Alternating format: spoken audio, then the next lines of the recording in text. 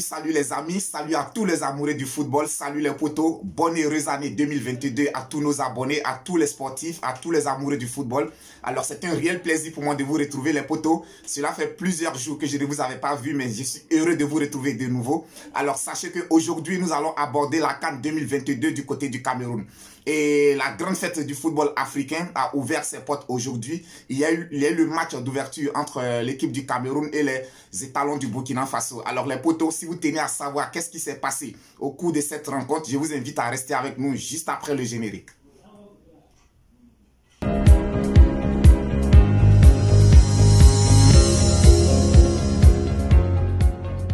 Essentiellement parler de la CAN 2022 qui vient d'ouvrir ses portes du côté du Cameroun. Alors sachez que pour cette édition, pour la grande fête du football africain, le match d'ouverture aujourd'hui se déroulait entre les Lions indomptables du Cameroun et les étalons du Burkina Faso. Pour l'ouverture de cette CAN, je dirais que vraiment ça a été vraiment compliqué pour les Lions indomptables du Cameroun qui ont eu une entame de match très difficile, très compliquée, parce qu'en face, ils avaient une équipe du Burkina Faso très bien organisée, qui était tactiquement en place, et je pense que c'était compliqué pour les Lions indomptables du Cameroun, dans un premier temps, parce qu'ils jouaient à domicile.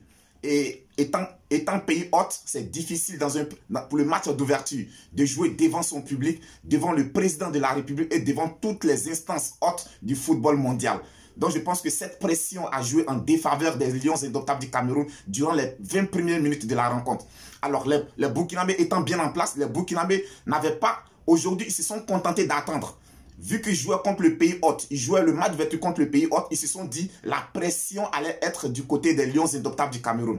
Donc qu'est-ce qu'ont fait les étalons? Les étalons se sont contentés d'attendre dans leur camp, vraiment bien disposés tactiquement. Ils coulissaient, il leur suffisait juste de coulisser de gauche à droite pour empêcher les attaques des Lions indomptables du Cameroun. Et je pense que c'est ce qu'ils ont si bien fait. Et sur la première contre-attaque qui s'est offerte à eux, alors je dirais qu'ils ont trouvé l'ouverture du score sur la première contre-attaque. Et sur l'ouverture, sur le but burkinabé, je dirais que Onana est vraiment responsable.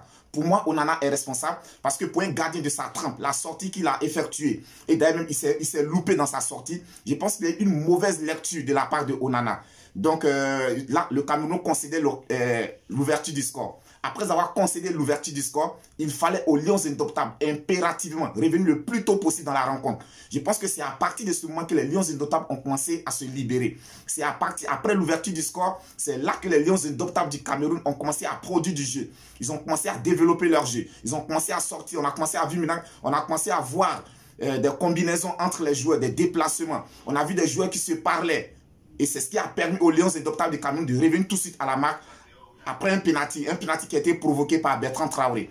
Alors les potos, ce que je voudrais dire, le but des étalons du Burkina Faso a été inscrit par Gustavo Sangaré. C'est un joueur que je vous invite à suivre de très près. C'est un joueur de grand talent. Il a vraiment de l'art, de la finesse dans le toucher de balle. Quand il touche le ballon, dans le maniement de ballon, c'est un très grand joueur. Je vous invite à le suivre de très près.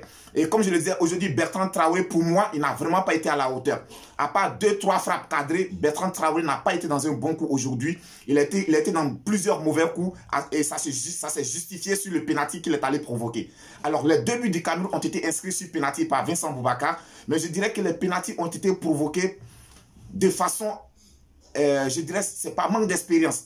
Parce que les pénaltys que provoque l'équipe du Burkina Faso, ce sont des pénaltys qui n'avaient pas lieu d'être provoqués. Donc pour moi, ce n'est pas inexpérience que le Burkina Faso aujourd'hui a perdu ce match. Sinon, c'est une très belle équipe du Burkina Faso. Je pense qu'il va falloir compter sur cette équipe pour sortir des phases de poule. Et quant aux Lions indomptables du Cameroun, les potos, on a senti une équipe vraiment concentrée. Même dans les difficultés, dans les moments difficiles, on a senti que les Lions indomptables du Cameroun n'ont jamais douté d'eux. C'est une équipe qui n'a jamais douté d'elle. Elle est restée sereine, elle est restée confiante, même dans les moments difficiles, elle a déroulé son jeu, elle a pratiqué son jeu comme on le sait. Et quand tu vois l'équipe des Lions indomptables du Cameroun, les potos, tu sens que c'est une équipe physiquement qui est au top. C'est une équipe physiquement qui est au top, tactiquement elle est aussi au top. Je pense que dans les matchs à venir, cette équipe montera en puissance. L'équipe des Lions indomptables du Cameroun montera en puissance. À voir cette équipe jouer aujourd'hui pour un match d'ouverture, on le sait les potos, le match d'ouverture n'a jamais été facile pour les pays hôtes. La plupart des pays hôtes ont toujours perdu le match d'ouverture ou soit un match nul. Mais avec les Lions Indomptables du Cameroun, je pense qu'il va falloir compter avec cette équipe-là. Donc les potos, belle victoire des Lions Indomptables du Cameroun aux dépens des étalons du Burkina Faso sur le score de 2-1. Comme je l'ai dit les potos, nous serons ensemble tout au long de cette CAN. Nous serons ensemble tout au long de cette grande fête du football africain.